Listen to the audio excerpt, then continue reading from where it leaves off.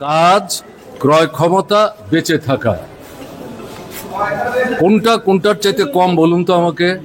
প্রতিদিন একটু নজর দিলেই, এবং আপনারা যেহেতু সংবাদ মাধ্যমের বন্ধুরা, আপনারাও এগুলো দেখভাল করছেন এবং জনগণের সামনে তুলে ধরবার চেষ্টা করছেন। বিদ্যুতের নামে যে কাণ্ড কারখানা চলছে, এটা চোখ কান বন্ধ করে, এটা তো লুট হচ্ছে, গরিব মানুষের পকেট কাটা হচ্ছে। বিদ্যুতের তো কোনো ঘাটতি নেই ত্রিপুরায়। বামফ্রন্ট সরকারের সময়ে একটা বলা যায় লড়াইয়ের মধ্য দিয়ে ভারতবর্ষের যে 3-4টা রাজ্য বিদ্যুৎ উৎপাদনে উদ্বৃত্ত, তার মধ্যে ত্রিপুরার নাম অন্তর্ভুক্ত করতে সক্ষম হয়। আমাদের রাজ্যের যে অবস্থা, সেই অবস্থার মধ্যে দাঁড়িয়ে আমরা যেটা লক্ষ্য করছি, আমাদের রাজ্যের উৎপাদিত বিদ্যুৎ উত্তর পূর্বাঞ্চল, সেখানে বিভিন্ন রাজ্যে যাচ্ছে। এবং একটা সময়, তৎকালীন সময়ে কেন্দ্রীয় সরকার আমাদের সাথে আলোচনা করেছেন, দিল্লি এবং উত্তরপ্রদেশ ও ত্রিপুরা থেকে বিদ্যুৎ তারা নিয়ে যাবেন। এই তো পরিস্থিতি।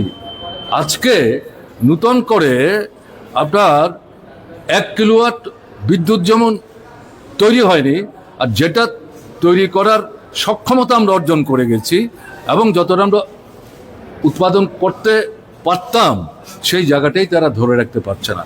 বক্তৃতার তো কোনো ঘাটতি নাই। এখন দেখছি মন্ত্রী মাঠে নেমে ধান গাছও লাগাচ্ছেন। তাহলে বিদ্যুতের খুঁটি তুলছেন না কেন? তিনি তো এই দপ্তরেরই মন্ত্রী। আমি তাকে বলছি না উনি কাঁধে করে গিয়ে বিদ্যুতের খুঁটি লাগালে সেখানে বিদ্যুৎ ঠিকভাবে চলবে। বিষয়টা ঠিকভাবে দেখার চেষ্টা করুন। লুট হচ্ছে। এবং অদ্ভুত কাণ্ড, আজকে একটা পত্রিকায় দেখলাম, আপনার এই গণরাজ চৌমনির কাছে এক বাড়ির বাসিন্দা মালিক, সেখানে রাজনৈতিক সংকীর্ণ দৃষ্টিভঙ্গি নিয়ে 4 জন যে গৃহকর্তা নিজের বাড়ি, তার বিদ্যুতের লাইনই কেটে দিয়েছে। এটা 2 মালিকের জায়গা নিয়ে ঝগড়া, কিন্তু যারা ঘরটা কিনে টাকা দিয়ে মালিকানা ভোগ করছেন, তাদের বাড়ির বিদ্যুতের লাইন কাটা হবে কেন? অন্যায়। পত্রিকা পড়ে আমি বলছি, দৈনিক সংবাদ পত্রিকা পড়ে কিন্তু আমি বলছি। বলে এই জায়গায় যেটা বলছেন, এটার আমরা তীব্র বিরোধিতা করছি। এর বিরুদ্ধে আন্দোলন হচ্ছে ত্রিপুরায়, এবং এখানে বিদ্যুৎ গ্রাহক যারা, তাদের নিয়ে একটা ভালো সংগঠন তৈরি হয়েছে। তাদের একটা আবেদনপত্র আমি লক্ষ্য করেছি, খুব সুন্দর একটা আবেদনপত্র।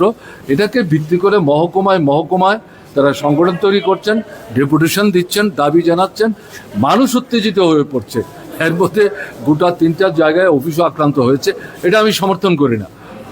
আপনার যারা অসুবিধায় পড়ছেন, এটা সমাধান সুরাহার জন্য সরকারের উপর চাপ সৃষ্টি করুন, কিন্তু প্রতিষ্ঠানের বাড়িঘর তার উপর আক্রমণ করে এগুলো নষ্ট করা ঠিক না। এগুলো আমাদেরই সম্পদ।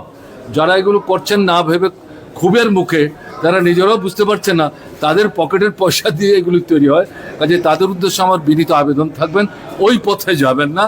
মানুষকে ঐক্যবদ্ধ করে, সংগঠিত করে, সরকারের এই যে দুর্বলতা, ত্রুটি, উদাসীনতা, খালি বক্তৃতাবাজি আর বিজ্ঞাপন, এগুলো বন্ধ করে কাজের কাজটা যাতে করে। বিদ্যুৎ এখন জীবনের প্রাত্যহিক অত্যন্ত গুরুত্বপূর্ণ বিষয়। হাসপাতাল থেকে শুরু করে কোন জায়গায় বিদ্যুৎ লাগে না। কাজে এই জায়গায় বিদ্যুৎটা নিয়ে এই ছেলেখেলা করা যায় না। অবিলম্বে একটা কার্যকরী উদ্যোগ এই সরকার গ্রহণ করবে, এটা আমার বিশ্বাস।